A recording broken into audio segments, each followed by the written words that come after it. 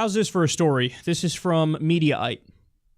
Thousands of Flint residents are facing eviction for failing to pay for water that's literally poisonous. Wow. With a federal judge recently approving a $97 million settlement from the state of Michigan that will cover the cost of replacing water lines in at least 18,000 Flint households, it looks like the city is now trying to force residents to pay up on their water bills and are threatening foreclosure if those bills aren't paid. Yes, you read that right. Flint wants thousands of its residents to pay for water that has been deemed to have dangerous levels of lead and caused a water crisis in the city that has lasted over 2 years. According to Michigan news station NBC 25, 8,000 Flint residents have received notices from the city threatening tax liens on their homes if they don't catch up on their water bills. The city is issuing the notices to anyone who hasn't paid their water bill in at least 6 months. Melissa Mays, a water activist in Flint, told NBC 25 that she received a bill for nearly $900, saying it scared her for probably the first time since this all started. She has been given until May 19th to pay before a lien is placed on her home, which could eventually lead to foreclosure. Mays said this goes against her morals as she doesn't think she should pay for water she feels is literally poison. The way the city sees it, they need to bring in revenue, so sending out these notices are necessary.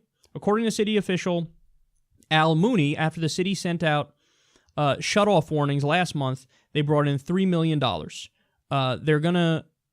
If they are able to collect on these recent tax lien notices, they could get up to $6 million. Okay. That's fucking criminal, man. That's criminal. There's got to be a way you could even charge the people who are sending the bills. Like, that's got to be like fraud or something. It's got to be something.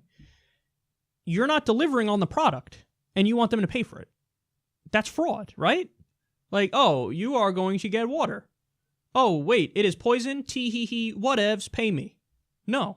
You should go to jail. You shouldn't even be asking for that money. I mean, this is crazy. Guys, we keep covering story after story of billions upon billions of dollars wasted overseas in Syria, in Afghanistan, in Iraq, in Pakistan, in Yemen, in Somalia. We had a multi-trillion-dollar bailout of Wall Street.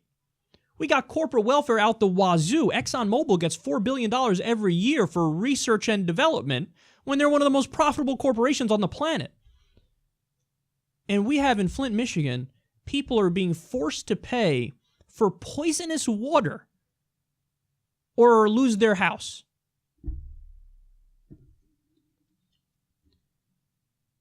You want to talk about a two-tier justice system. Don't tell me there isn't two Americas. I mean, this is the clearest example I've ever seen. So we could do the nation building overseas, and we could look out for rich people, and they can bankrupt their companies and crash the economy and still get bonuses, and they get all the money in the world. If they fail, it doesn't reflect it. You privatize the gains, you socialize the losses. That's for the rich. That's for the establishment. That's for the elite. For you, they get to poison your water and then slap you in the face, spit in your eye, and charge you for it. We need, as Bernie says, we need a political revolution in this country. When I read this, I think maybe an actual revolution. Don't actually do it. They have nukes. They have the world's most powerful military. You have Ruger 22s. Don't do that. But political revolution.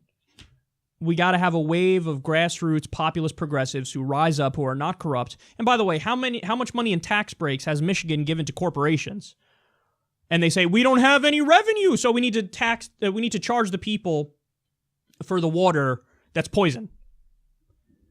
So you want to talk about a bailout I could get behind? How about bailing out Flint, Michigan and cleaning up their fucking water supply and paying them restitution for all the damages that have been done?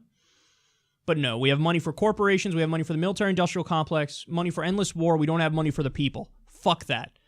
We need to fix that. We need to get a wave of populist, grassroots leftists in there who don't take corporate money, don't take PAC money, represent the people, and will fight to fix problems like this. These are the real problems the country is facing.